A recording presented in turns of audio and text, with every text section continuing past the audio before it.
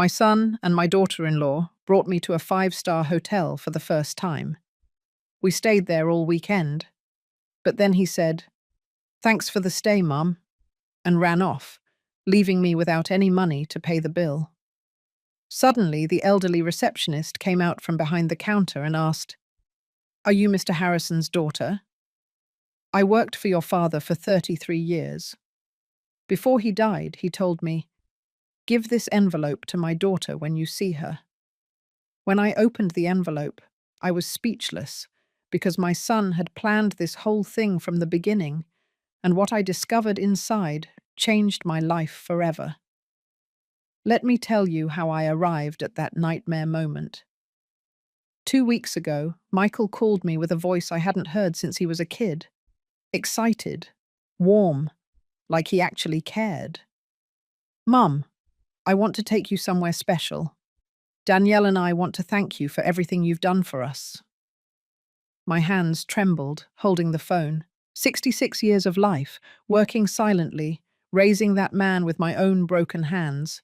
And never had I heard words like that come out of his mouth. I booked an amazing hotel, 5 stars. "Mum, you are going to have your own suite, spa, gourmet restaurant, all inclusive. It's your gift. You deserve it." I closed my eyes and the tears just rolled down. I thought that finally, after so many years of sacrifice, of sleepless nights cleaning other people's houses, of shattered knees scrubbing floors to pay for his college, my son saw me. He valued me. He loved me. How stupid I was. Friday morning, Michael and Danielle picked me up in a shiny black sedan. She wore a champagne-coloured dress that probably cost more than my rent for 3 months. He had on expensive sunglasses and that perfect smile he always wore when he wanted something. But I didn't know that then. I only saw my son, successful, elegant, finally proud of his mother. The hotel was a palace, towering marble columns, floors so shiny you could see your reflection, crystal chandeliers that seemed to rain down golden light. The smell of jasmine and expensive wood floated in the air.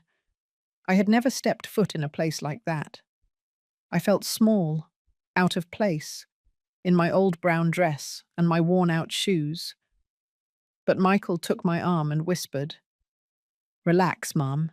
You are just as important here as anyone." Danielle was smiling next to me, perfect, made up like a magazine model. "Sandra, you are going to love the suite. It has a garden view, a jacuzzi tub, everything." Her voice was sweet like poisoned honey, but I didn't know it. I only felt gratitude, happiness, that warm feeling in my chest, thinking that maybe, just maybe, my life was finally getting better.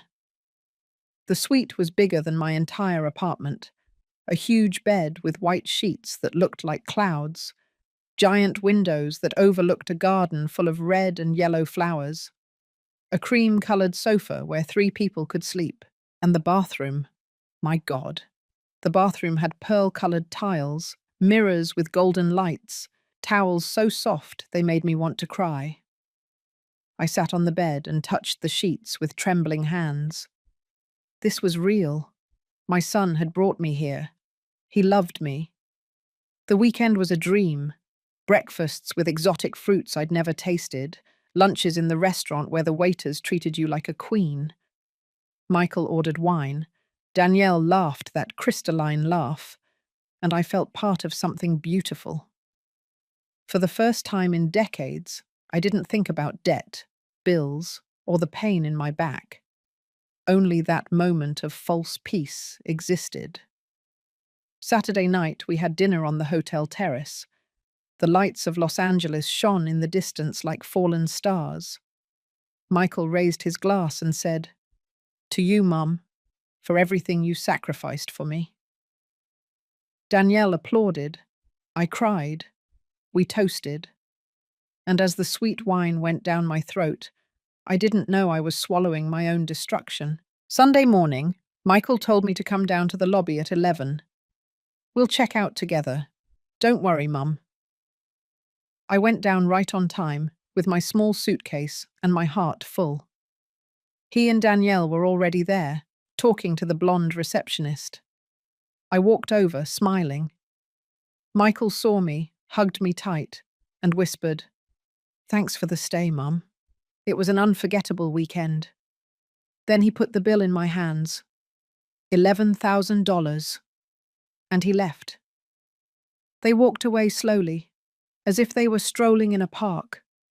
Michael with his hands in his pockets, Danielle with her designer purse hanging from her shoulder, both laughing softly, whispering things to each other. I watched them pass through the hotel's glass doors, get into that shiny black sedan, and disappear into the morning traffic of Los Angeles. Just like that. As if nothing happened. As if I weren't his mother. As if the last 3 days hadn't existed. My legs stopped responding. The paper with the bill was shaking so much in my hands that the numbers became blurry. $11,000. 11,000. I made $800 a month cleaning houses. $11,000 was more than a year of my life working until my back broke. And my son knew it. He knew exactly how much I earned, how much I had, how much I didn't have. He knew I couldn't pay that. Never could. The blonde receptionist cleared her throat softly from the counter. "Ma'am, will you be paying in cash or with a card?" Her voice was kind, professional, but there was something in her eyes. Pity. She was watching my humiliation in real time and trying to be polite about it. I opened my mouth, but no sound came out. Only a choked gasp, as if someone had kicked me in the stomach. Around me, the lobby was still alive. A young couple laughed next to the marble fountain. A man in a suit talked on the phone in English, gesturing with his free hand. A family with small children dragged suitcases toward the elevator. Everyone living their normal lives while mine was falling apart in pieces right in front of them.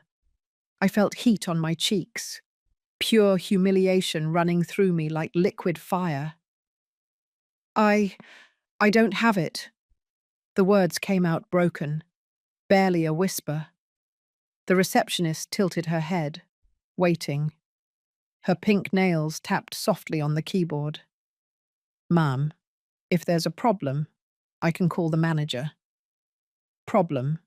That small word to describe the abyss I had just fallen into. My son had abandoned me in a luxury hotel with no way to pay. He had used me. He had brought me here knowing exactly what he was going to do, planning it, enjoying it. The tears began to fall without permission, thick, hot, loaded with rage and shame. The guests started to look at me, some with curiosity, others quickly looking away, embarrassed to witness something so intimate and painful. The receptionist grew nervous. "Ma'am, please, calm down. Please, calm. We'll figure this out." But her voice sounded hollow. There was no solution. I didn't have $11,000. I didn't even have 1,000. I barely had enough for the bus ride home. Suddenly I heard slow steps, dragging across the marble. Steps of someone older. I looked up with soaked eyes and saw an elderly woman coming out from behind the counter. She must have been over 80 years old. Completely white hair pulled back in a bun, deep wrinkles that told decades of stories, and honey-colored eyes that looked at me with a strange intensity. She wore the hotel uniform, but hers was different. Older, as if she had been wearing the same fabric for 30 years. She approached me with short but firm steps. The blonde receptionist looked at her, surprised. "Emma, you don't have to—" But the elderly woman raised a wrinkled hand, silencing her. "Emma?" That name didn't mean anything to me then. The elderly woman stopped in front of me, so close I could smell her soft perfume of lavender and thyme. She studied my face as if she were looking for something specific. Her eyes scanned my features with a mixture of astonishment and sadness. "You are Mr. Harrison's daughter." Her voice was raspy but firm. The question hit me like a punch to the chest. "Harrison, my father." No one had said that name in front of me for more than 30 years. He had died when I was 35, leaving me alone with a small child and no inheritance. Only blurry memories of a serious man who worked too much and spoke little. "Yes, yes, I am his daughter." My voice came out broken, confused. How did this woman know who my father was? Emma closed her eyes for a moment, as if she were holding back a huge emotion. Then she opened them, and a solitary tear rolled down her wrinkled cheek. "I worked for your father for 33 years, from the time I was 20 until the day he died." The lobby seemed to freeze. The sounds became distant. Only she and I existed in that suspended moment. "Your father was a great man, difficult, demanding, but great. I was the housekeeper in his house. I cleaned, cooked, took care of his things." Her voice trembled with every word, loaded with a weight I didn't understand. "Before he died, he called me to his bed. He was very sick. He could barely speak. He took my hand and told me something I never forgot." Emma reached into the pocket of her uniform and pulled out a yellowed envelope, folded, battered by the years. The corners were worn, the ink on the front almost erased. But there, in shaky handwriting, was my name, Sandra. He told me, "Emma, someday my daughter is going to come here. She is going to be alone. She is going to be lost. When you see her, give her this. It is the only thing I can give her now." She held the envelope out to me with trembling hands. I looked at it without daring to touch it. He knew I would work here. He arranged for me to be hired at this hotel 30 years ago. He told me to wait, that someday you would arrive. And here you are. Her voice broke completely. After 33 years, I can finally fulfill my promise. I took the envelope with numb fingers. It was heavy. Something solid was inside. Something more than paper. I opened it slowly, feeling every second stretch like hot rubber. Inside was a folded letter and an old, rusted metal key. The key had a number engraved on it, 447, and hanging from it was a small leather tag with a handwritten address. I unfolded the letter. My father's handwriting. That slanted writing I remembered from the few times he signed documents at home. The words hit me like stones. "Sandra, if you are reading this, it is because you finally discovered that nothing in our family was what it seemed. Forgive me for the secrets. Forgive me for leaving you without explanation. This key opens a storage unit at the address Emma will give you. Inside, you will find the truth about who I really was and about who you are. Go alone. Trust only yourself. Your father, Robert Harrison." I read the letter 3 times in a row, but the words still made no sense. Secrets. Truth. Who I really was. Every sentence was an enigma wrapped in fog. My father had been a quiet, hard-working man who left early and came home late. He never talked about his job. He never shared anything personal. When he died, I expected some small inheritance, something to help me raise Michael. But there was nothing. Only debts that I had to pay by selling the few pieces of furniture that were left. And now, 30 years later, a rusted key and a letter telling me that everything had been a lie. I looked up at Emma. She was watching me with those honey-coloured eyes full of something that seemed like pity, barely mixed with urgency. "What is in that storage unit?" My voice sounded louder than I expected, cutting the thick silence that surrounded us. Emma shook her head slowly. "I don't know. Your father never told me. He only asked me to give this to you when I saw you lost and alone. And here you are." I looked again at the leather tag hanging from the key. The address was written in almost faded black ink. Industrial Street 447, Warehouse 12, East Side. I knew that area. It was an abandoned part of the city, full of old warehouses and broken streets where no one went after sundown. A dark, forgotten place, perfect for hiding secrets you didn't want anyone to find. "Ma'am." The voice of the blonde receptionist abruptly brought me back to reality. And the hotel bill. She was still standing there, holding that paper with $11,000 that I couldn't pay. The humiliation hit me again, but now there was something more. Rage. A cold, sharp rage that grew in my chest like cutting ice. My son had done this to me. He had brought me here knowing exactly what was going to happen, planning it.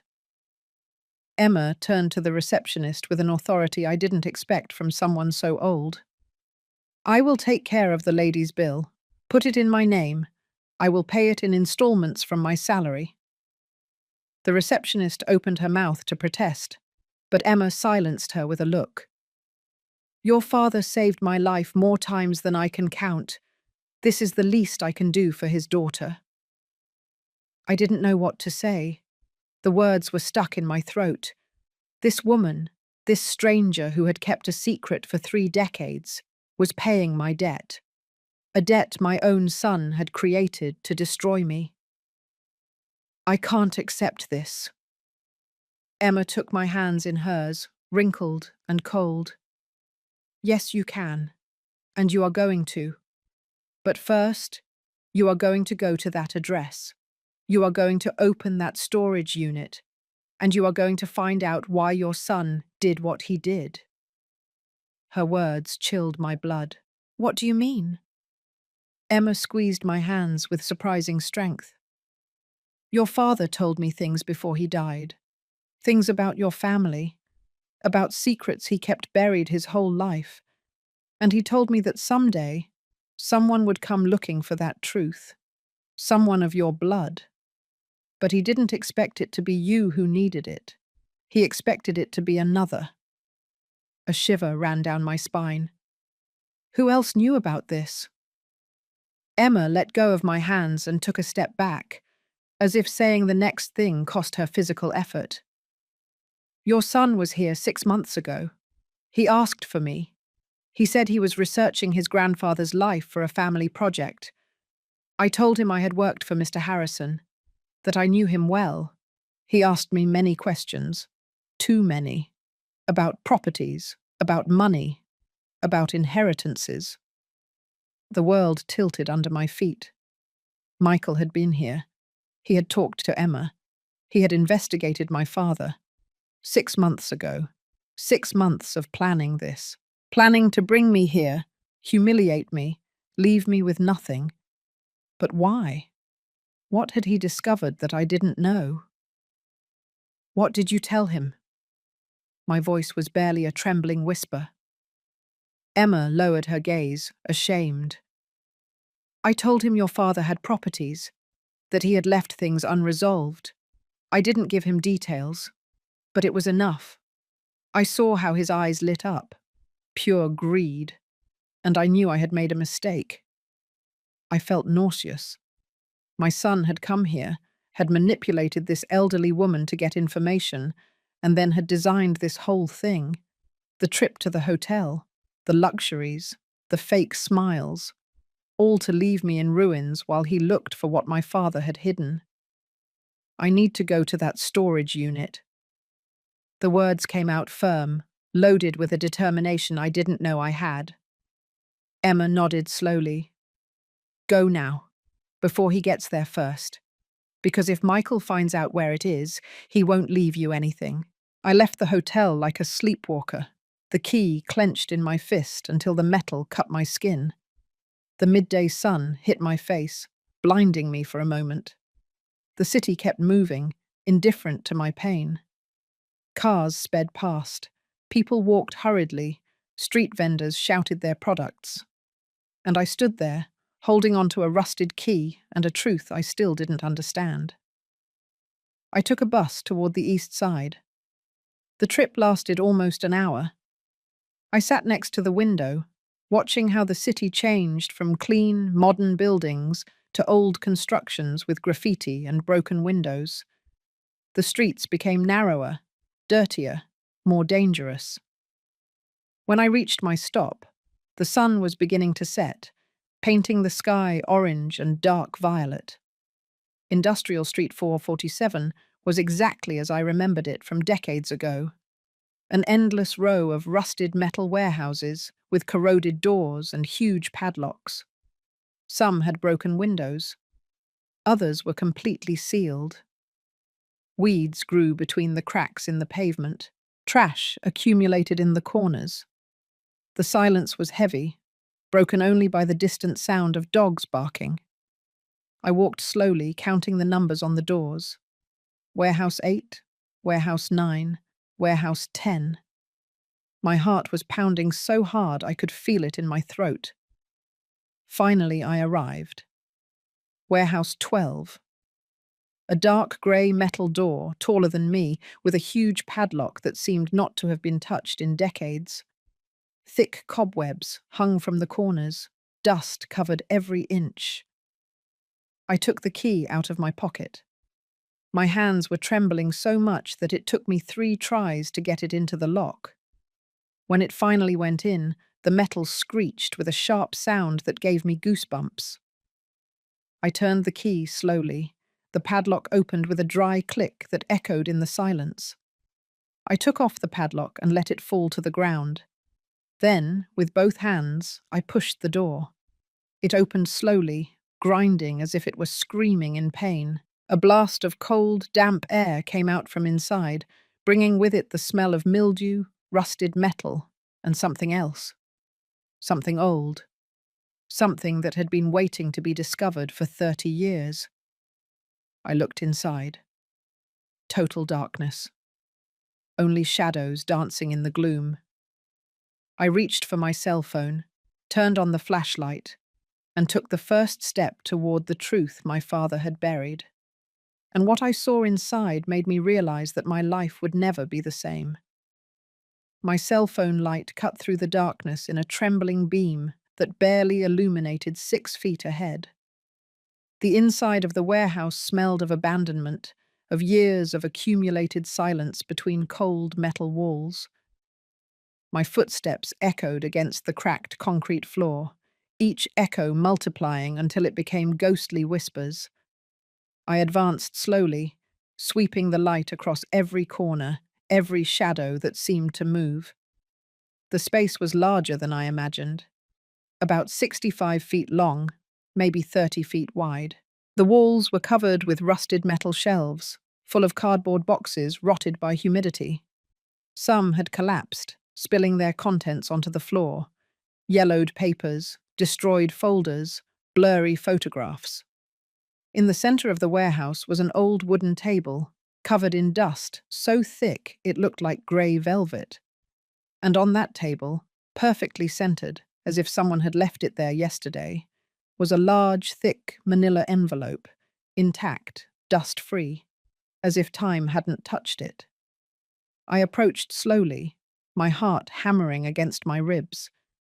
This didn't make sense. Everything else in the warehouse was destroyed by decades of abandonment, but that envelope looked new. Someone had been here. Recently. I reached out my trembling hand and picked it up. It was heavy, full of more than just paper. I opened it carefully and poured its contents onto the table. Documents. Dozens of documents. Property deeds, birth certificates, death certificates, old black and white photographs, and a brown leather notebook with folded corners. I gripped the phone light between my teeth to free my hands and started to look through them. The first deed was for a house in the center of the city. Address, Liberty Avenue 328, registered in the name of Robert Harrison, my father. Date, 1982. I had never seen that address. I never knew my father owned properties beyond the humble house where I grew up. I checked the next document. Another property, and another, and another. 5 houses in total, all in expensive areas of the city, all registered during the 1970s and 1980s. How was this possible? My father worked in a textile factory. He earned enough to support us. But there were never any luxuries, never any vacations, or new cars, or expensive clothes. My mother sewed our skirts from scraps. I wore shoes until the soles fell off. And my father had 5 properties? My hands trembled, holding those papers that rewrote my entire family history. I picked up one of the birth certificates. The name stopped my heart. Ramon Harrison Delgado. Date of birth, April 15th, 1968. Father's name, Robert Harrison. Mother's name, Victoria Delgado. I read the document 3 times, but the words didn't change.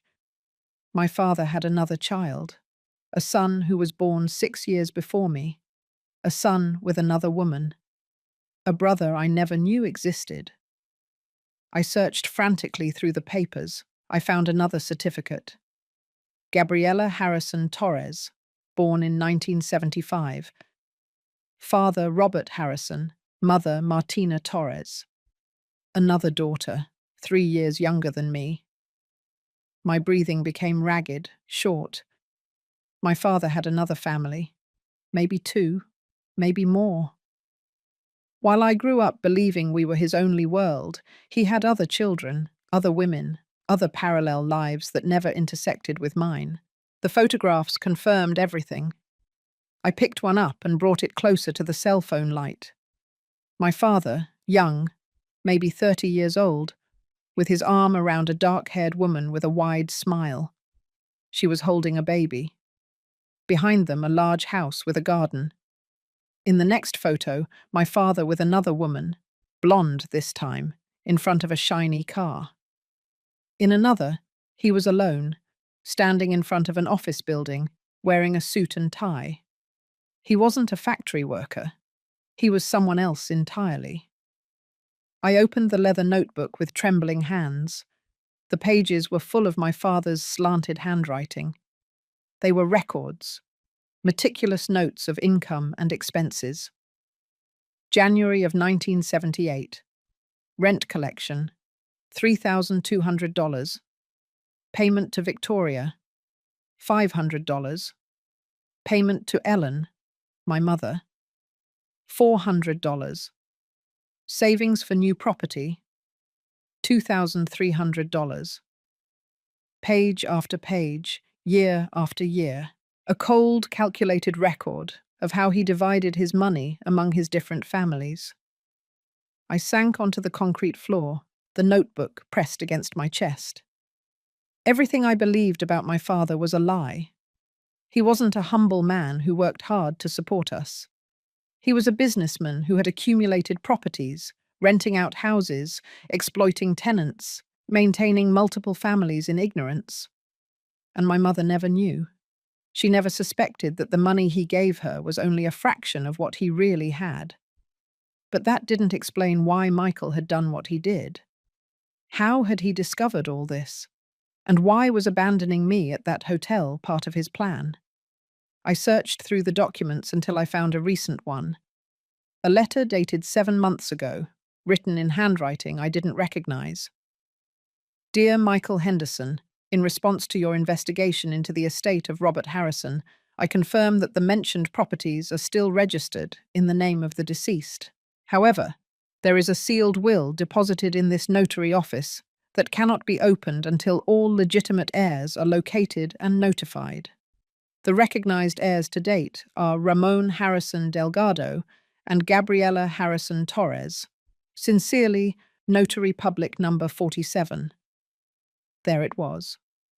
Michael had investigated his grandfather, had discovered the existence of the properties, the will, the other heirs, and he had decided that this fortune was his.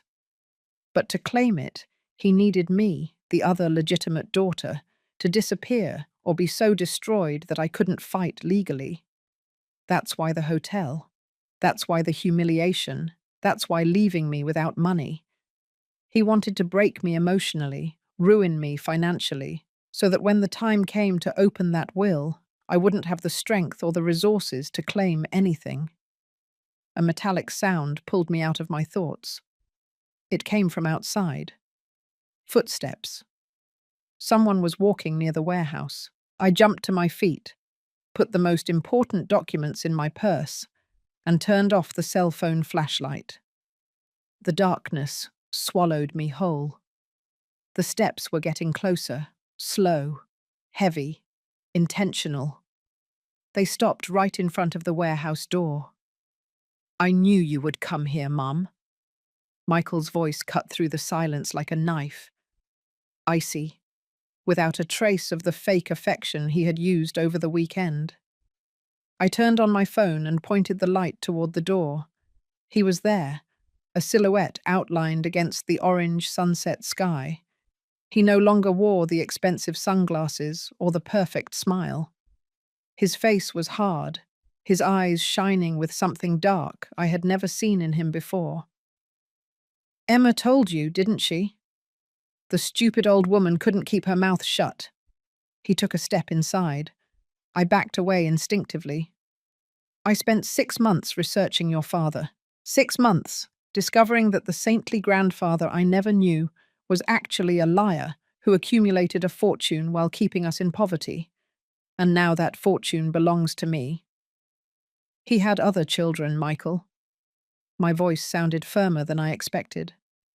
"There is a will, other heirs. It is not just yours." He let out a dry, humorless laugh. "Those heirs don't know you exist. And if you don't exist legally, you can't claim anything. That's why I needed to destroy you first.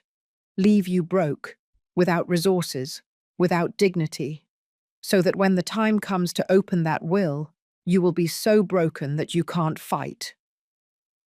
Danielle appeared behind him, her arms crossed, and that cold expression that I now understood was her true face. "The hotel was my idea," she said with poisonous pride. "An emotional and financial blow at the same time. Elegant, don't you think?" They laughed together, and the sound turned my stomach. My son and his wife had planned this as if it were a game, as if I weren't human, as if my pain were entertainment. "I won't let you keep it."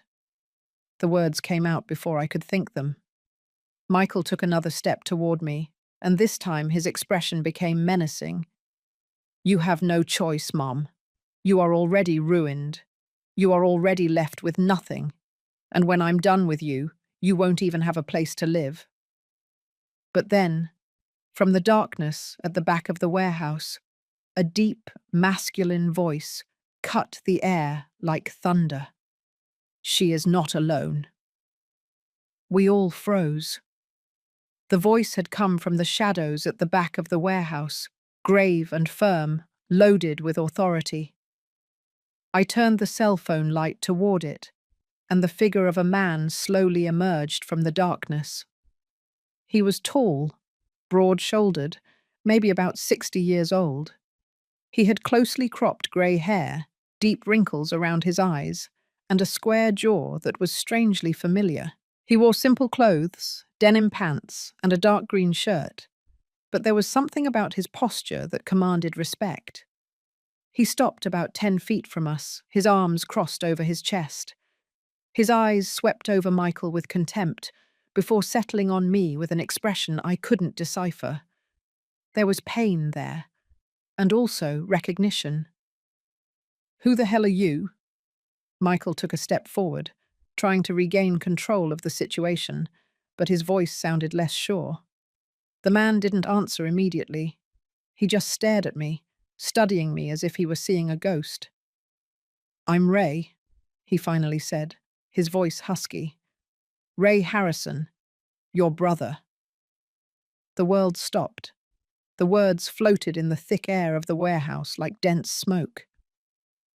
Brother. The birth certificate I had seen minutes earlier came to life before my eyes. The son my father had 6 years before me with another woman. The heir Michael mentioned. He was here. He had been waiting in the shadows all this time. It can't be, I whispered, although deep down I knew it was true. Ray took a step toward the light, and I could see him better. He had the same eyes as my father, dark brown, with that penetrating gaze I remembered from when I was a child. The same shape of the nose, the same jawline. It was like seeing my father alive again, but 30 years later. Tears began to blur my vision without permission. Ray took a folded paper from his shirt pocket and held it out to me. 3 months ago, I received a summons from the notary. They told me my father had died 30 years ago and had left a will, that I was one of the heirs. I didn't know anything about this. My mother never spoke to me about Robert Harrison. I never knew my father. I grew up believing he had abandoned me before I was born. I took the paper with trembling hands. It was the same letter I had seen in the documents, the one from the notary office. I started to investigate, Ray continued, his voice loaded with contained emotion. I discovered I had sisters, you, Sandra, and another, Gabriella, who died 10 years ago in an accident. I discovered that our father was a man who maintained parallel lives, that he lied to all of us, that he built a fortune behind our mothers' backs while they worked themselves to death to support us. His voice broke on the last word.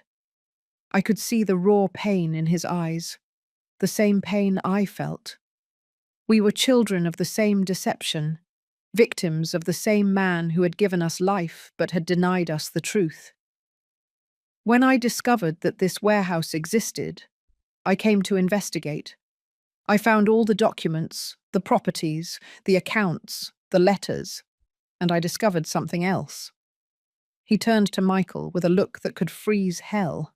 I discovered that your son had been snooping, that he had bribed notary employees to get private information, that he had contacted Emma to get details about the properties, and I understood that he was planning something. So I decided to wait, to watch, to see how far he was capable of going. Ray walked slowly toward Michael, who backed away instinctively. Danielle pressed herself closer to the wall, her previous arrogance evaporating. What I didn't expect was for you to be so cruel, that you would humiliate your own mother in public, that you would leave her broke, without dignity, just to break her emotionally. Ray stopped in front of Michael, much taller, much more imposing. You are worse than our father. He at least had the decency to keep his lies secret. You use them as weapons against the woman who gave you life. Michael tried to regain his defiant posture, but his voice came out trembling. That fortune is mine. I am his grandson. I have more right than you, a bastard who never knew the old man. Ray didn't move, but the tension in his jaw became visible. Legally, we are equal heirs.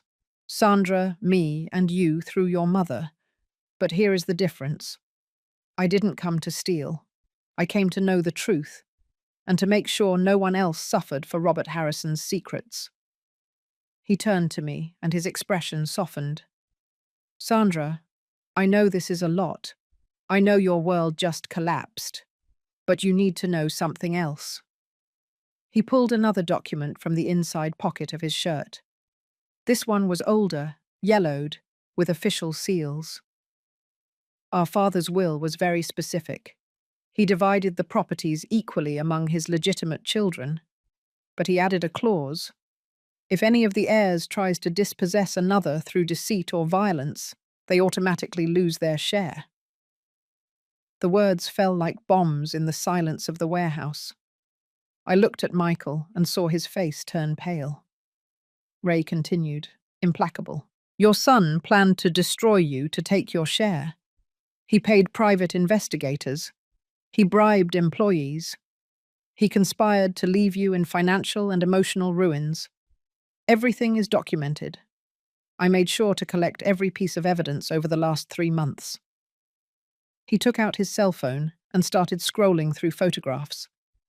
Emails between Michael and a private investigator, bank transfers to corrupt notary employees, text messages between him and Danielle, planning every detail of the weekend at the hotel. Everything was there. Every step of their cruel plan captured in digital evidence that would destroy them legally. According to the clause in the will, Michael loses all rights to the inheritance. And you, Danielle. He looked at my daughter-in-law with absolute coldness. As an accomplice, you won't see a cent either. Danielle let out a choked cry. This is a setup. You can't prove it. Ray smiled without humor. I can, and I will. I have already delivered copies of all this evidence to the notary in charge of the will. The legal hearing is in 2 weeks.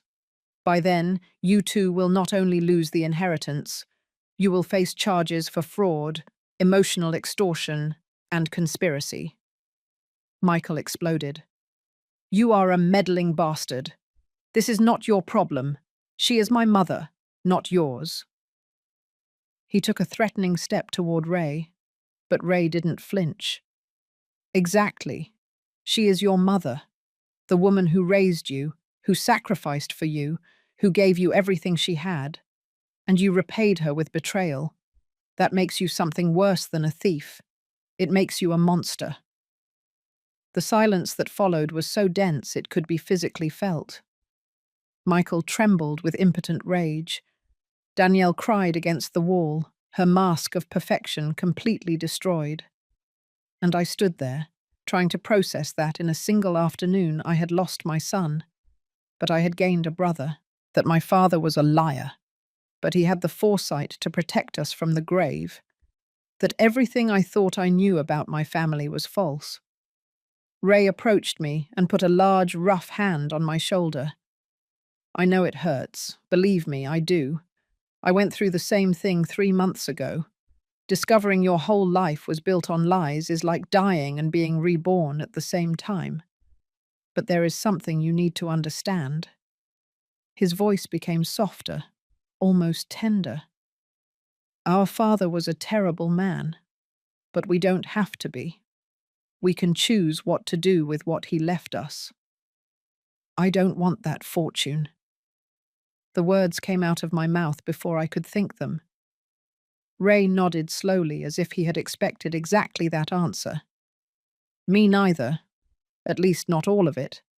That's why I have a proposal. But first, we need to finish this. He turned to Michael one last time. You have 2 options. You leave here now. You stay away from your mother forever. And maybe, just maybe, I won't press criminal charges. Or you try to fight this legally, and I will make sure you spend the next few years in a cell. Michael looked at me with pure hatred. There was no trace of the son I once loved. Only a cruel stranger who had used my love as a weapon. This doesn't end here. He spat the words like venom. He grabbed Danielle by the arm, and they both left the warehouse, their steps echoing against the metal until they faded into the distance.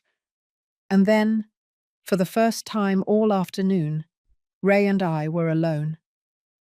The silence that remained after Michael and Danielle left was different. It wasn't oppressive or menacing. It was strange, loaded with unanswered questions and half-discovered truths. Ray remained standing in front of me, his hands in his pockets, looking at me with a mixture of curiosity and caution. As if I were a wounded animal that could attack or flee at any moment. And maybe he was right. I didn't know what to feel. I didn't know if I should cry, scream, or just sink to the floor and give up. How did you know I would be here today? My voice sounded husky, worn out by so many emotions in so few hours. Ray shrugged and leaned against one of the rusted shelves. I didn't know for sure, but I knew your son's plan. I knew he would bring you to the hotel, that he would abandon you, and I assumed Emma would keep her promise. So I've been coming here every afternoon for the last 2 weeks, waiting. Today was the day. 2 weeks. This man, this stranger who shared my blood, had spent 2 weeks waiting in an abandoned warehouse to protect me from a danger I didn't even know existed. Why? The question came out barely as a whisper. Why do you care what happens to me? You don't know me. We don't know each other. Ray looked away toward the shadows at the back of the warehouse, and for a moment I thought he wouldn't answer. Because I spent 58 years believing I was alone in the world, he finally said, his voice loaded with an old, deep sadness. My mother died when I was 19. I never had siblings. I never had family beyond her. And when I discovered I had sisters, that there were people in the world I shared blood with, I felt something I had never felt before. Hope. The possibility of not being alone. He turned to me, and his eyes shone with contained tears. Gabriella is already gone. Only you and I were left. And I wasn't going to let your son rob you before we could meet. The tears I had been holding back finally poured out, thick, hot, unstoppable.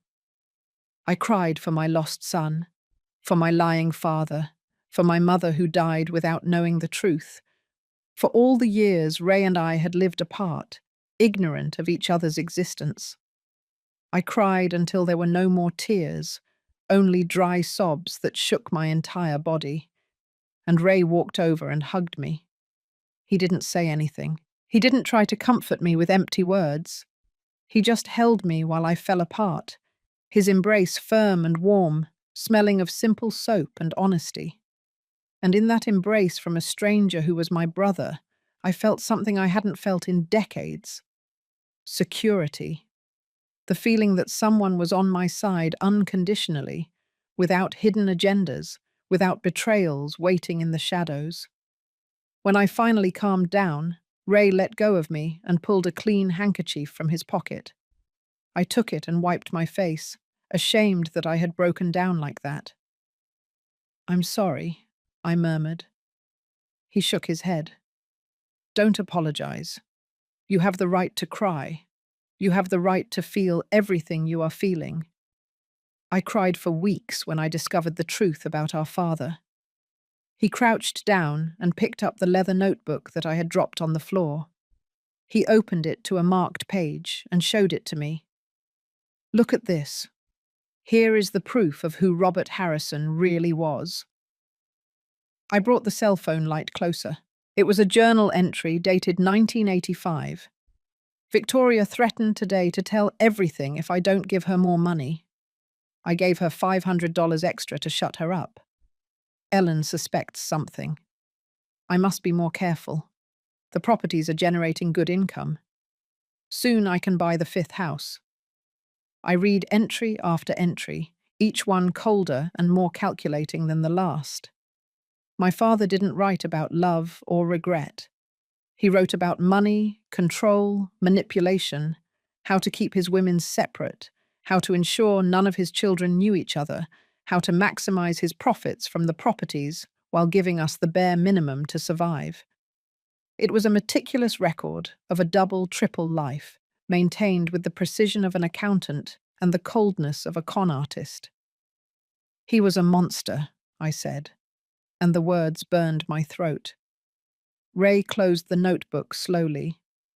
He was human, a selfish, cowardly, and cruel human, but human nonetheless. He sat down on the concrete floor, leaning his back against the wall, and motioned for me to sit beside him.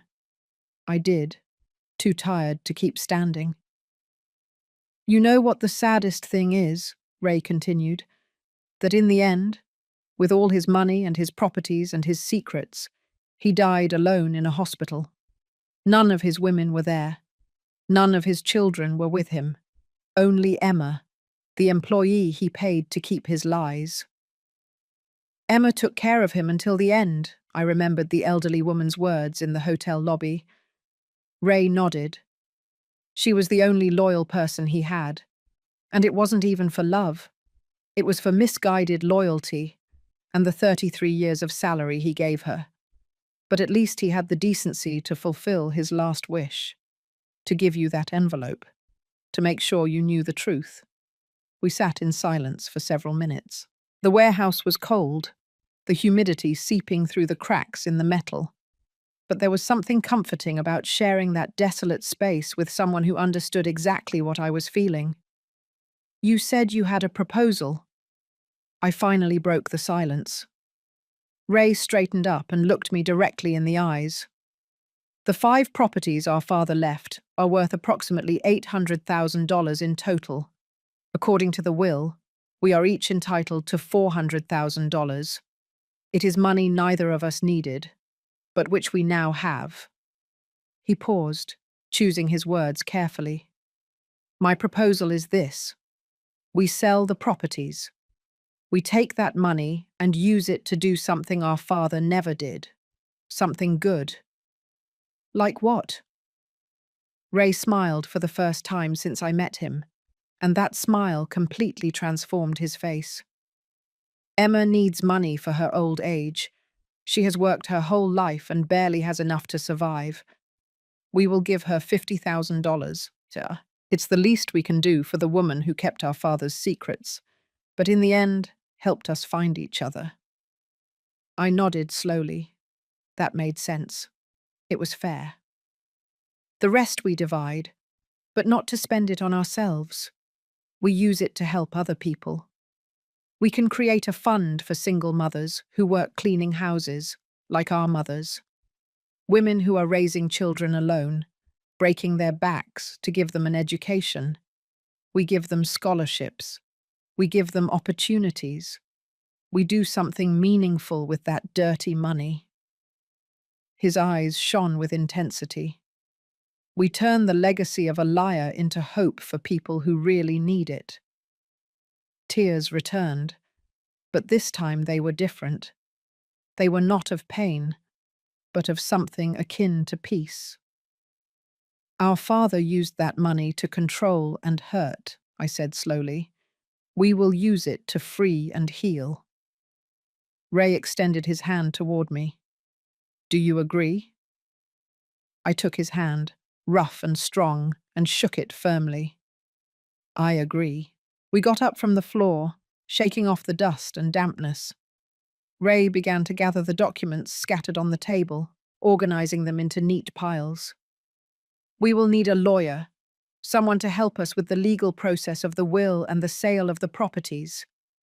I nodded. I know someone, a neighbor who is a lawyer. She was always good to me. Ray smiled. Perfect. Tomorrow we start the paperwork. Tomorrow. The word sounded strange. A few hours ago, I didn't have a tomorrow. I was destroyed, abandoned, without a future. And now I had a brother, a plan, and something like a purpose. Ray, I said as we walked toward the warehouse exit. Thank you for waiting for me, for protecting me, for everything. He stopped at the door and looked at me with those eyes that were like my father's, but completely different in their warmth. Don't thank me. We are family, and real family doesn't abandon you in a hotel lobby with a bill you can't pay. Real family waits in abandoned warehouses for 2 weeks just to make sure you are okay. His voice broke a little. I spent my whole life without siblings. Now that I've found you, I'm not going to leave you alone, ever again. We left the warehouse together. The sky was completely dark now, dotted with stars that shone like promises. Ray closed the metal door and put the padlock back on. This place has already fulfilled its purpose, he said. We don't need to come back here anymore. We walked down the deserted industrial street, our steps synchronized without planning it. Ray walked me to the bus stop. The street was deserted, lit only by old lampposts that flickered with yellowish light. The cold of the night was beginning to seep through my clothes, and I hugged myself, trying to conserve warmth. He took off his denim jacket without saying anything, and put it over my shoulders. It smelled of cheap detergent and honesty, so different from Michael's expensive perfumes and lies. "Where do you live?" Ray asked, his hands now in his pants pockets. I gave him my address. It was an old building on the north side, nothing fancy, but it was mine. I had paid for it with 30 years of hard work. "It's far. I'll take you." I shook my head. "I don't want to bother you anymore." He let out a short laugh. "Sandra, I just spent 2 weeks waiting in an abandoned warehouse. Taking you home is no bother." His pickup truck was parked 2 blocks away. It was old, dirty white, with dents in the doors and a cracked windshield in one corner. But it started on the first try, purring with an engine that sounded well maintained. I got into the passenger seat and buckled my seatbelt, while Ray turned on the heater.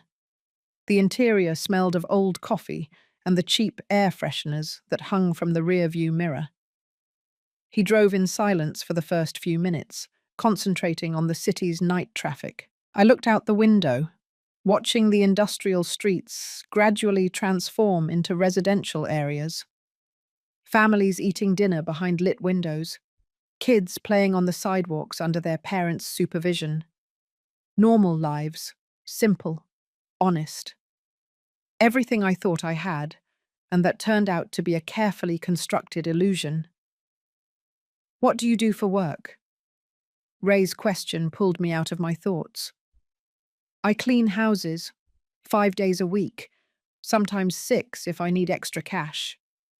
My voice sounded tired even to my own ears. Ray nodded slowly. "My mother cleaned houses too.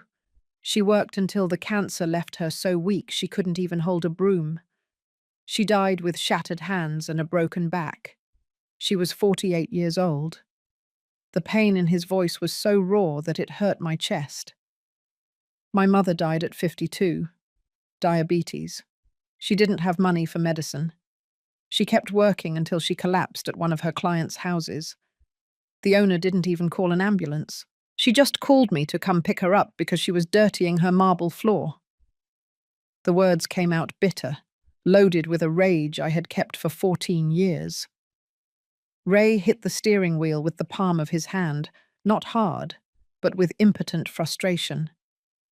"Our mothers killed themselves working while our father accumulated properties. He could have helped them. He could have given us better lives. But he chose secrecy and control above everything else." He rubbed his eyes with one hand, as if trying to erase painful images. "That's why I want to use that money to help other women, so that no other mother has to die cleaning the floors of people who don't even see her as human."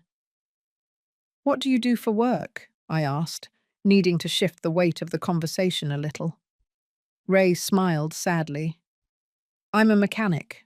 I have a small shop on the south side. I fix old cars, the ones people with money no longer want. I don't earn much, but it's honest. Every cent that comes into my pocket, I earned with my own hands, not by stealing from anyone or lying to anyone." There was pride in his voice, a genuine pride that my son never had. Michael. The thought of him pierced me like a knife. My son, the child I raised, who I fed with food I didn't eat so he wouldn't go hungry. The child I walked to school every day for 12 years, walking in the sun and rain because we didn't have money for the bus. The child who cried in my arms when he had his first heartbreak, when he failed a test, when he felt rejected by the world. That child had become a cruel stranger who used me as a disposable tool. "Do you think he will come back?" The question came out before I could stop it. Ray didn't answer immediately. He kept driving, his hands firm on the steering wheel, his gaze fixed on the road. "Honestly, I don't know. Greed does strange things to people. He might accept that he lost and disappear, or he might try something desperate." He looked at me out of the corner of his eye. "That's why I want you to have this." He took something from the compartment between the seats and handed it to me. It was a card with his phone number handwritten on it. If Michael tries to contact you, if he threatens you, if you feel you are in danger, you call me immediately, no matter the time, no matter the day. You call me, and I will go. The seriousness in his voice left no room for doubt. This man, who had only known me for a few hours, was willing to protect me, while my son, who had shared my life for 38 years, had planned my destruction. I put the card in my purse along with the documents from the warehouse. Ray, there's something I don't understand. He looked at me briefly before returning his gaze to the road. Why did our father write that will that way, with that clause about heirs trying to deceive others? If he spent his whole life lying and manipulating, why put a moral rule in his will? Ray exhaled slowly. I've thought a lot about that. I think in the end, when he knew he was dying, he had a moment of clarity, or maybe cowardice. He didn't have the courage to tell us the truth in life, but he wanted to make sure that after his death, none of his children would destroy each other for his dirty money. It was his twisted way of protecting us, not from ourselves, but from each other. One last manipulation, I said bitterly. Even from the grave, he kept controlling. Ray nodded. But this time, his manipulation protected us. Without that clause, your son would have won. He would have destroyed you legally and kept everything. Our father, for the first time in his selfish life, did something that benefited us, even if it was by accident. We arrived at my building 20 minutes later. It was a grey, concrete block of 5 stories, with small balconies full of hanging laundry and pots with half-dead plants. It wasn't pretty, but it was home. Ray turned off the engine and turned to me. Will you be okay tonight? The question was loaded with genuine concern. I nodded, although I wasn't sure if it was true. I'll be fine. I have a lot to think about, but I'll be fine. I got out of the truck and returned his jacket. He took it, but didn't move. Sandra, tomorrow morning at 10 o'clock, I have an appointment with my lawyer. Can you come? I want you to be there when we start the will process. I hesitated for a moment. Tomorrow I had work, 3 houses to clean. But this was more important. This was the future. I'll be there. Give me the address. Ray took out his cell phone and sent me the location by message. Then he got out of the truck and walked around the vehicle to where I was. He gave me a quick but firm hug. But Boatsen, you are going to get through it. All of this. The pain, the betrayal, the confusion. You are going to get through it because you are stronger than you think. He separated and looked me in the eyes. And you are not alone. Not anymore. You have me now. I climbed the stairs to my apartment on the 3rd floor. Every step was an effort after the longest day of my life. I opened the door and entered my small 2-room space. Everything was exactly as I had left it Friday morning, before Michael picked me up to take me to the hotel. The unwashed coffee cup in the sink, the newspaper open on the table, my unmade bed, as if time had frozen. But I was not the same person who had left that apartment 3 days ago. That Sandra was naive. She still believed in her son. She still lived in the illusion of a loving family. This Sandra knew the truth. About her father, about her son, about the fragility of blood ties when money and greed intervened. But she also knew something new. That family doesn't always come from where you expect. Sometimes it comes in the form of a brother you never knew, waiting in an abandoned warehouse to make sure you are okay. I collapsed onto the sofa without even taking off my shoes. The exhaustion was total, physical and emotional. I closed my eyes, and for a moment only the silence of my apartment and the slow beating of my heart existed. Tomorrow, the legal process would begin. Tomorrow I would face the consequences of everything I had discovered. But tonight, I just needed to breathe. My cell phone vibrated in my purse. I took it out expecting a message from Ray. But it wasn't him. It was Michael. The message shone on my cell phone screen like an open wound. Mum, we need to talk. Please give me a chance to explain. It's not what you think. I love you. Your son, Michael. I read the words once, twice, 3 times. Each reading turned my stomach harder. I love you.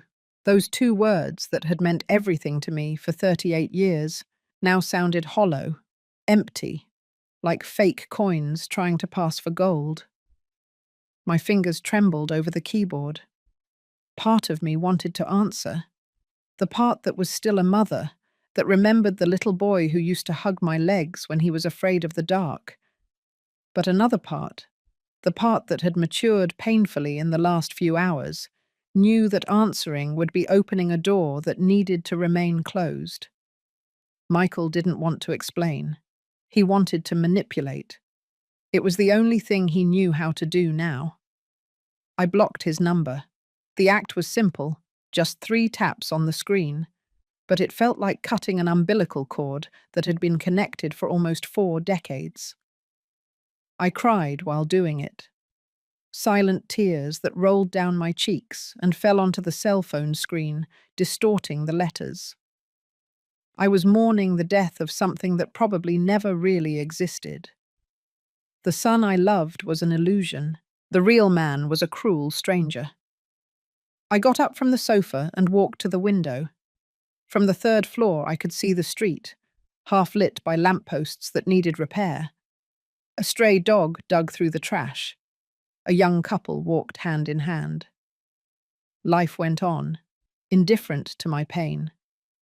I wondered how many people in those grey buildings were living their own silent tragedies. How many mothers had been betrayed by their children? How many family secrets were hidden behind those lit windows? The cell phone vibrated again. This time it was an unknown number. My heart raced. I hesitated before opening the message. Sandra, it's Danielle. Please listen to me. Michael is desperate. We made a mistake. We can fix this. You would forgive us, wouldn't you? You are his mother. Mothers always forgive. The fury I felt was so intense that I had to sit down to keep from falling. Danielle, the woman who had planned my humiliation as if it were a fun game, was now asking for forgiveness, not out of remorse, but because they had lost. I blocked that number too. Then I turned off the cell phone completely and left it on the table. I needed silence. I needed to think. I walked to my bedroom and collapsed onto the bed without undressing. The sheets smelled of cheap fabric softener and loneliness. I closed my eyes trying to sleep, but my mind was a whirlwind of images and memories that mixed with the recent reality. I saw 5-year-old Michael, crying because the kids at school made fun of his used clothes. I hugged him then and promised him that someday he would have new things. I saw 15-year-old Michael proud when he won his first science award. I had worked a double shift that week to pay for his project materials. I saw 25-year-old Michael introducing me to Danielle, telling me she was the love of his life. I had cried with happiness because I thought my son had found companionship. All those memories were now contaminated. Every hug, every smile, every I love you, Mum now had a shadow of doubt. When did he start to change? When did he stop seeing me as his mother and start seeing me as an obstacle? Was it when he discovered my father's properties? Or was there always something dark in him that I didn't want to see? The questions tormented me without offering answers. Finally, around 3 o'clock in the morning, exhaustion won, and I fell asleep. I dreamed of my father. We were in a house I didn't recognize, huge and empty. He walked ahead of me, always out of reach, no matter how fast I ran. Every room I opened was full of photographs of people I didn't know, whole families smiling at the camera. And in every photograph, my father was there, with his arm around different women, different children, all his secret lives hanging on the walls like trophies. I woke up startled at 6 o'clock in the morning, my heart racing and the sheets soaked with sweat. The grey light of dawn filtered through the window. I got up with an aching body, as if I had fought a physical battle during the night. I went to the bathroom and washed my face with ice-cold water, trying to wake up, to return to reality. The woman looking back at me from the mirror looked 10 years older. Deep, dark circles, cracked lips, more pronounced wrinkles. Pain aged you. I made coffee as the sun finished rising. I sat at the kitchen table, wrapping my hands around the hot mug, letting the steam warm my face. Today I had to go with Ray to the lawyer. Today the process of untangling my father's inheritance officially began. Today I had to be strong. But right now, in the quiet of my kitchen, I allowed myself to be fragile. I allowed myself to feel the full weight of the betrayal. At 8 o'clock, I turned on my cell phone. There were 15 messages from Michael from different numbers. I didn't open them. I deleted them all without reading. There were 5 missed calls from Danielle. I ignored them too. And there was one message from Ray, sent at 7 o'clock in the morning. Good morning. Sandra, I hope you were able to rest a little. I'll be waiting for you at 10 o'clock. We are going to start fixing this together. Your brother, Ray, your brother. Those 2 words filled me with a strange warmth. I had never had siblings. I was always an only child. But now I had Ray, a man who protected me when he could have ignored me, who offered me an alliance when he could have seen me as competition, who called me sister after knowing me for barely a day. Family doesn't always come from the expected place. Sometimes it comes from the shadows of an abandoned warehouse.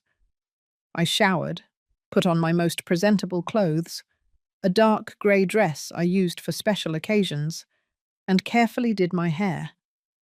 I needed to look dignified.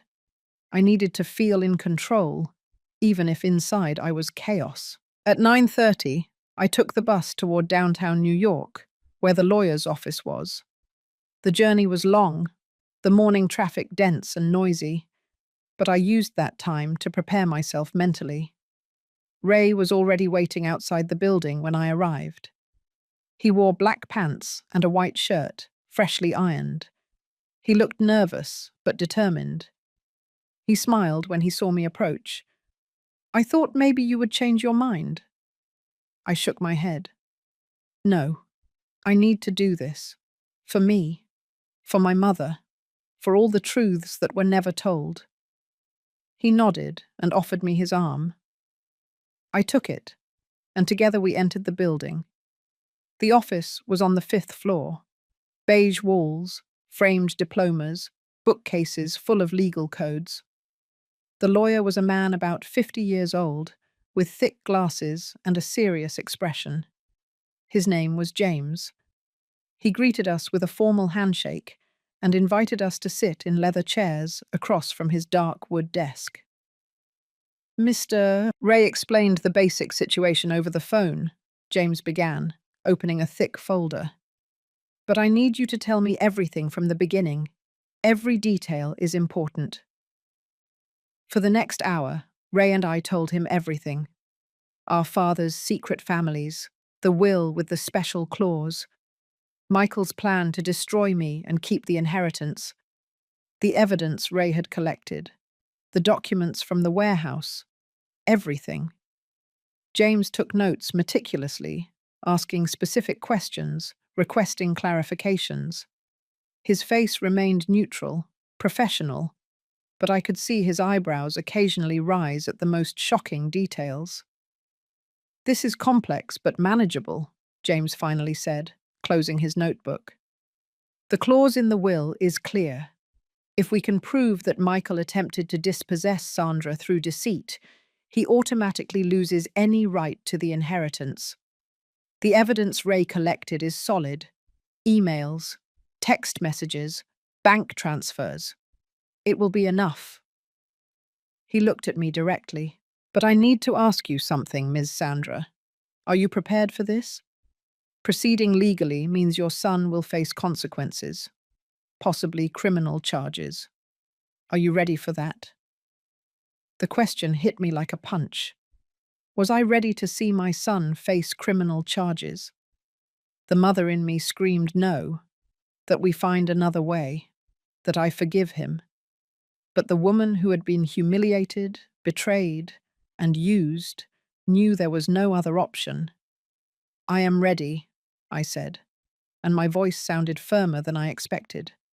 My son made his choices. Now he must face the consequences. James nodded in approval.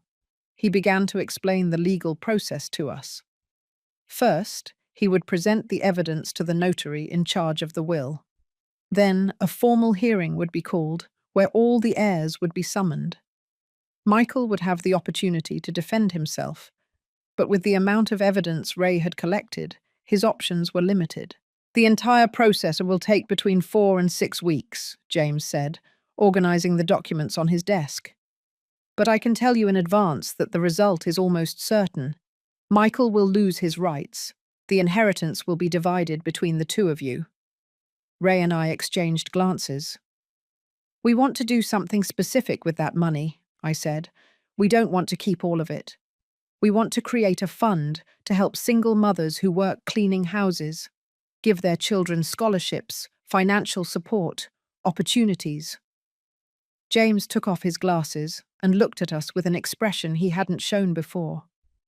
Respect, even admiration. That is extraordinary. I can help you establish a legal foundation. Ensure that the money is used correctly, that it reaches those who really need it. We spent another hour discussing the details. What would the foundation be called? How would we select the beneficiaries? What percentage of the money would be allocated to educational scholarships, and what percentage to direct financial support?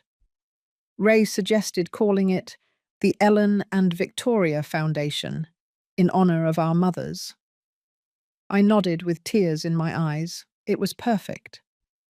Our mothers, who died broken and forgotten, would now have a legacy that would help other women avoid the same fate. When we left the office, it was almost 2 o'clock in the afternoon.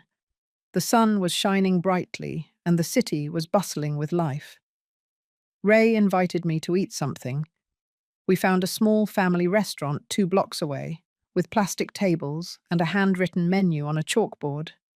We ordered turkey chili and soda. We ate in silence for several minutes, each lost in our own thoughts. "Do you think our mothers would be proud?" I finally asked, breaking the silence. Ray put down his spoon and looked at me directly. "I think they would be more than proud. They would be astonished. Their children, who grew up separate, who never knew about each other, found each other and decided to turn pain into hope. That's more than our father did in his whole life." He was right. Our father spent decades accumulating properties and secrets, building walls between his families. We, in less than 24 hours, had decided to tear down those walls and use his resources to build something better. "Are you afraid of the hearing?" Ray asked. I thought about the question honestly. Yes, I will have to see Michael face to face, hear his justifications, his lies, watch him try to manipulate everyone as he always has. But I also know I have to do it, not for revenge, but for justice, to close this chapter and be able to move forward. Ray nodded slowly. "I will be there, by your side, throughout the hearing. You won't face it alone." We finished eating and walked through downtown New York with no specific destination. We passed by shops, parks, street vendors. People surrounded us, each person living their own complex story. "Do you know what the strangest thing about all this is?" I said as we sat down on a bench under the shade of a huge tree. That if Michael hadn't been so greedy, if he hadn't betrayed me in such a cruel way, I never would have known the truth. I never would have gone to that warehouse. I never would have met you. Ray let out a bitter laugh. It's ironic. His betrayal united us. His plan to destroy you ended up creating something he never expected.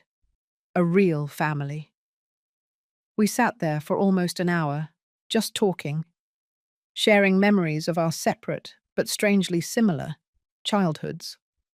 Our mothers' struggles, the sacrifices, the moments of hunger and cold, the small triumphs we celebrated as if they were huge. We discovered we had more in common than just blood. The following weeks were a whirlwind of legal procedures, meetings with James, and preparation for the hearing. Michael tried to contact me countless times. Messages from new numbers, letters left at my door. He even showed up once in front of my building. But I didn't give in. Ray had given me an emergency whistle and the number of a police friend. Every time Michael approached, we documented it. More evidence of harassment for the legal case. Danielle tried a different tactic. She posted a fake story on social media about how I was a cruel mother who was destroying her son for money. Some acquaintances wrote to me asking if it was true. I explained the real situation. Some believed me. Others chose Michael's side. I learned that in times of crisis, you discover who your real friends are. And the list was shorter than I expected. But I also discovered new allies. Emma, the hotel receptionist, visited me one afternoon. She brought homemade cookies and tea. We sat in my small living room, and she cried while asking me for forgiveness for telling Michael information months ago. I didn't know he would use it to hurt you, she sobbed. I thought he was just interested in getting to know his grandfather. I hugged her and told her it wasn't her fault. She had been as much a victim of my father's secrets as any of us. The night before the hearing, I could barely sleep. I got up 3 times to get water. I checked my dark grey dress 5 times to make sure it was clean and ironed.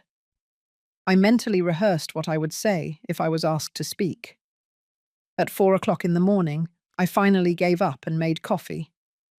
I sat by the window watching the city slowly wake up, the sky changing from black to grey to orange. Ray arrived at 8 o'clock to accompany me. He wore a dark suit that looked new, probably bought specifically for this occasion. "Ready?" he asked. I took a deep breath. As ready as I can be. The hearing was at the Notary Building, an old but elegant construction in the historic downtown. We entered a large room with dark wood walls, padded chairs, and a long desk where the notary and lawyers would sit. Michael was already there. He looked haggard, with deep dark circles and a wrinkled suit. Danielle was by his side, perfectly made up, but with a tense expression. When they saw me enter, Michael stood up. "Mum, please," he began, but his lawyer pulled him back down. Ray squeezed my shoulder gently, and we sat on the opposite side of the room. The division was clear. Them on one side, us on the other. The notary entered, an older man with completely white hair and a stern expression. He sat down, reviewed the documents, and began the hearing. Over the next 2 hours, James presented all the evidence. The emails where Michael planned my humiliation, the bank transfers to private investigators, the text messages between him and Danielle, laughing at my naivete, the testimonies from Emma. Everything was there, exposed under the cold light of the legal room. Michael's lawyer tried to argue that everything was a misunderstanding, that his client was only investigating family history, that the hotel incident was a communication error. But his arguments sounded hollow against the mountain of evidence. The notary listened in silence, taking occasional notes, his expression impenetrable. When it was time for the involved parties to speak, Michael stood up. "I just wanted what belonged to me," he said, his voice trembling between rage and desperation. My grandfather was rich and we lived in poverty. Why? Why did he keep all that while my mother cleaned houses until she broke? I had a right to that fortune. I needed it. I deserved it. He looked at me directly. And you, Mum, would never have done anything with that money. You would have wasted it on charity or kept it unused. I was going to do something great with it. I stood up, surprising myself. You are right about one thing, Michael. Your grandfather was rich and kept us in poverty. That was cruel and unfair. But your solution was to repeat his cruelty, to lie, to manipulate, to use people. You became him. My voice cracked, but I continued. I would have given you everything if you had asked me. Everything. But you chose to destroy me instead of trusting me. And that choice says more about who you are than about who your grandfather was. The silence that followed was absolute. Michael slumped into his chair, his head in his hands. Danielle cried silently. The notary closed his folder with a dry thud. I have heard enough. The evidence is clear. Michael Henderson violated the clause of the will that prohibits deceit among heirs. Therefore, he loses all his rights to the inheritance of Robert Harrison. The entirety of the estate will be divided between the remaining legitimate heirs, Sandra Harrison and Ramon Harrison. He hit his wooden gavel against the desk. This hearing is closed. We left the notary office under a bright sun that seemed inappropriately cheerful. Ray hugged me tightly on the sidewalk. You did it. You faced him and won. But I didn't feel victorious. I felt empty, sad. I had won the legal battle, but I had lost my son. We are going to turn that pain into something beautiful, Ray said, as if he could read my thoughts. We are going to help so many families that your son will never be able to erase the good we will do. 6 months later, the Ellen and Victoria Foundation officially opened. We had sold the 5 properties for a total of $820,000. We gave $50,000 to Emma, who cried for an hour when we handed her the check. The rest we divided. A portion for us to secure our futures, and the largest part for the foundation.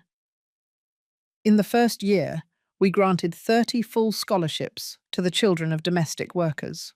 We helped 50 mothers with emergency rent payments. We financed 3 small businesses for women who wanted to stop cleaning other people's houses. I never spoke to Michael again. I heard through others that he and Danielle divorced 6 months after the hearing, that he moved to another city, that he works in something that doesn't pay well. Part of me still hurts when I think of him. He is my son. That love is not completely erased.